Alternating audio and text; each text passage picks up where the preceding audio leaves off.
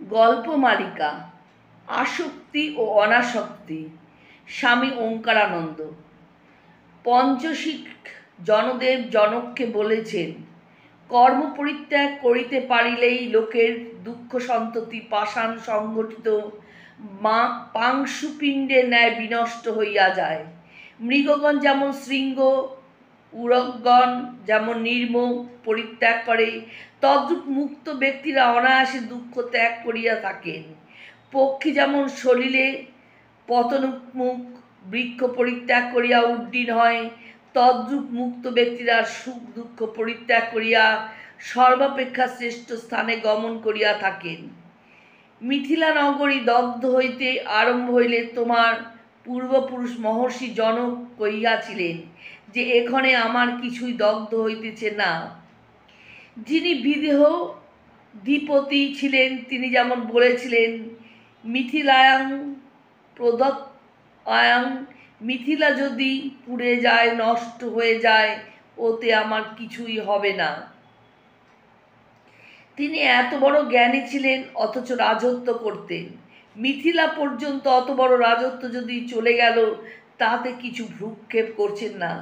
একটা প্রবাদ আছে, জনক বেদান্ত শাস্ত্র শুনেছেন বেদব্যাসের কাছে। এখন বেদব্যাসের সন্ন্যাসী শিষ্যরাও বসে আছেন সব। তারা তখন মনে করছেন এ গৃহস্থ বেদান্ত টেদান্ত শুনবে কি? সন্ন্যাসীদের এ আবার একটা অভিমান আছে। অভিমানটা সকলের যায় না। যেমন ভক্তের আমি একটা খুব ভক্ত বলে অভিমান হয়। কোনো পলিটিক্যাল পার্টির লোক যদি কেউ হয় তার যেমন একটা অভিমান হয়, সেই রকম সন্ন্যাসীদের একটা অভিমান হয়। বেদব্যাস বুঝলেন যে তার সন্ন্যাসী শিষ্যদের এই রকম অভিমান হয়েছে, আর জনকের মনের অবস্থার কথা ওরা তো জানে না। তখন শিক্ষা দেবার জন্য তিনি একটা কৌশল করলেন। তিনি পড়ে যেতে লাগলেন, কিছুই ভ্রুক্ষেপ করলেন না। হঠাৎ খবর এলো মহারাজ ওখানে যেসব গোয়াল ছিল সমস্ত পুড়ে গেছে আর রাজবাড়িতে এবার অগ্নি চলে আসছে। তখন জনক বললেন, মন্ত্রীকে বলগে যাও এসবের বন্দোবস্ত করতে। আবার খবর এলো রাজবাড়ি ভস্মীভূত হয়ে গেছে। এইবারে সমস্ত প্রজাদের বাড়িঘর পুড়ে যাচ্ছে। রাজা জনক বললেন, সেনাপতিকে বলো সৈন্য সামন্ত নিয়ে তাদের সব ব্যবস্থা করুক যাতে দাহ না হয়। সে চলে গেল। তারপর ক্রমে ক্রমে আগুন ব্যাসদেবের আশ্রমে প্রবেশ করলো। চারিদিকে দাবানলের মতো, আর সেই অগ্নির তাপ গায়ে লাগছে।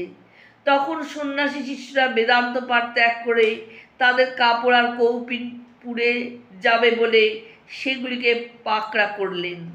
ইতিমধ্যে জনক চুপ করে বসে আছেন। খপ করে আগুনটা নিভে গেল। তখন সন্ন্যাসী শিষ্যরা বুঝতে পারলেন যে ব্যাসদেব নিজে এটা করেছেন। তিনি দেখালেন, দেখো জনকের রাজত্বটা পুড়ে গেল, সে স্থির হয়ে বসে আছে। সে বেদান্ত শুনলে, কিছুই গোলমাল করলে না। আর তোমার আশ্রমের কাছে আগুন এলেই তুমি কাপড় আর কৌপিনের জন্য উঠে গেলে বেদান্ত পাঠ ত্যাগ করে।